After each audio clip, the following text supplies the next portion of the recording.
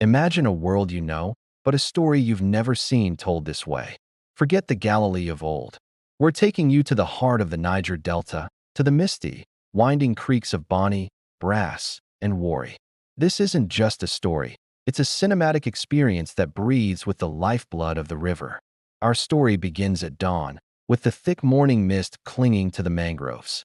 Here we meet Oba Ebi, a fisherman whose hands are as calloused as his spirit is weary. He's a veteran of these waters, a man who knows every current, every tide.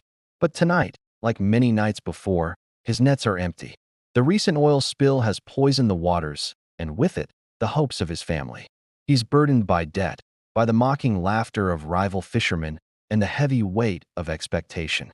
His nephews, Jomo and Kalu, are just as lost, torn between the ancient traditions of their people and the lure of an easier life in the city. The tension is palpable, hanging in the humid air like the threat of a coming storm. As they pull their empty canoe ashore, a crowd is gathering. Not for a market day, but for a man. They call him the teacher. He stands on a small platform, his voice cutting through the noise and despair of the Delta. He speaks of hope, of justice, of a mercy that feels as foreign as it is desired. His calm authority is a stark contrast to the restless energy of the creeks. He isn't a stranger trying to impress. He observes, he understands, and he speaks their language, their struggles, their pain.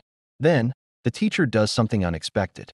He walks towards Oba Ebi's canoe, the very vessel that represents his failure, and steps in. Oba Ebi is wary, his eyes filled with the skepticism of a man who has seen too many false prophets and empty promises. But the teacher simply asks to borrow the boat, to push out a little from the shore so the growing crowd can hear him better. Reluctantly, Oba Ebi agrees. He pulls the canoe out, the gentle lapping of the water against the wood the only sound between them. From the boat, the teacher speaks, and the world seems to hold its breath. His words are not just parables. They are living truths that resonate with the fishermen, the market women, the elders, and the children. He speaks of a kingdom that isn't built on power or wealth, but on faith. When he finishes, the crowd is silent, captivated. But his work isn't done. He turns to the tired fisherman beside him. "Take your nets," he says, his voice quiet but firm, "and cast into the deep water." Doubt crashes over Obarebi. The deep water? He spent all night there, battling the unpredictable currents and pulling up nothing but mud and debris. He's a master fisherman. He knows these waters are barren. Every instinct, every ounce of his experience screams that this is a fool's errand. "Master," he protests, "we've worked hard all night and haven't caught anything." Yet, there's something in the teacher's eyes, a quiet command that pierces through his exhaustion and cynicism.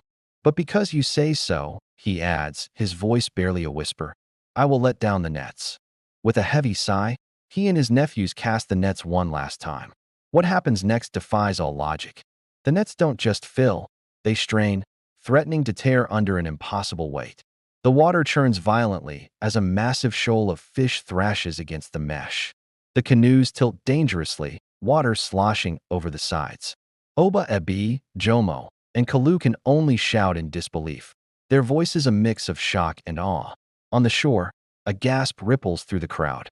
The rival fishermen, who had been mocking him just moments ago, stare in stunned silence, their faces a mask of confusion and fear. This isn't just a big catch, it's a miracle. And in the creeks, a miracle is power. It disrupts the delicate balance of control, threatening the very foundation of their local hierarchy. The canoes are so full they begin to sink. Villagers rush into the water to help, their excitement and wonder palpable. But for Oba Ebi, this moment of unbelievable abundance is a breaking point. The sheer weight of the fish is nothing compared to the weight of his own unworthiness.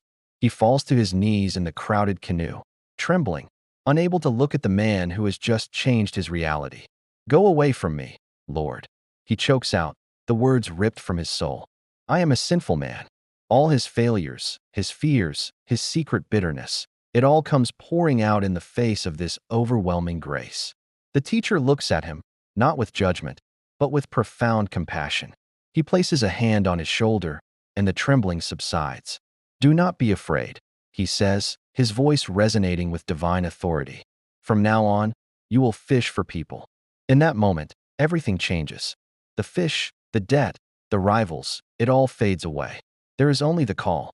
Oba Ebi stands, and with a resolve that surprises even himself, he turns his back on it all. He leaves the miraculous catch.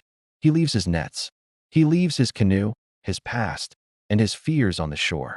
And he follows the teacher. Jomo and Kalu, without a word, follow him. They leave everything they have ever known for a future they cannot yet imagine. The crowd watches in stunned amazement.